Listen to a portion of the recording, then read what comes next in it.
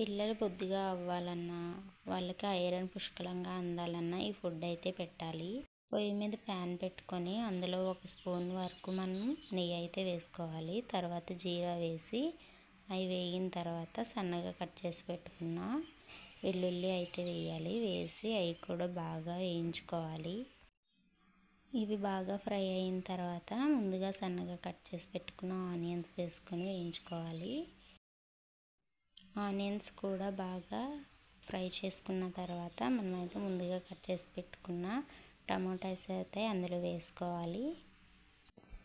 ఈ టమాటాస్ని కూడా బాగా ఫ్రై చేసుకోవాలి. ఇవన్నీ బాగా ఫ్రై అయిన తర్వాత ముందుగా మనం వాష్ చేసి పెట్టుకున్న పాలకూరను అయితే అందులో వేసుకొని బాగా ఫ్రై చేసుకోవాలి.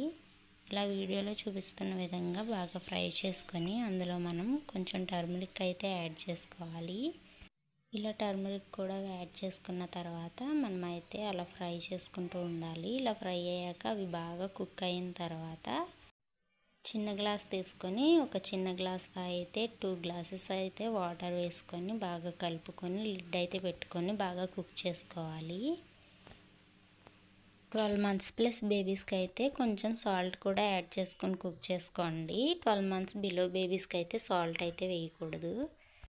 ఇలా వాటర్ బాగా బాయిల్ అయిన తర్వాత ముందుగా మనం వాటర్లో సోక్ చేసి పెట్టుకున్న బియ్యం అలాగే పెసరపప్పును అయితే ఇందులో వేసుకొని బాగా కలుపుకోవాలి. కలుపుకొని లిడ్ పెట్టుకొని మీడియం ఫ్లేమ్లో పెట్టుకొని ఉడికించుకోవాలి.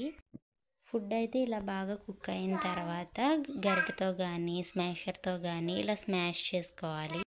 ముందు ఆల్రెడీ నెయ్యి యాడ్ చేసాం కాబట్టి నెయ్యి యాడ్ చేసుకున్నా పర్లేదు. నేనైతే కొంచెం యాడ్ చేసుకున్నాను. ఇలా యాడ్ చేసుకున్న తర్వాత ఈ ఫుడ్ని బేబీస్కి అయితే పెట్టచ్చు. ఇలా పెట్టడం బేబీస్ హెల్తీగా ఉంటారు.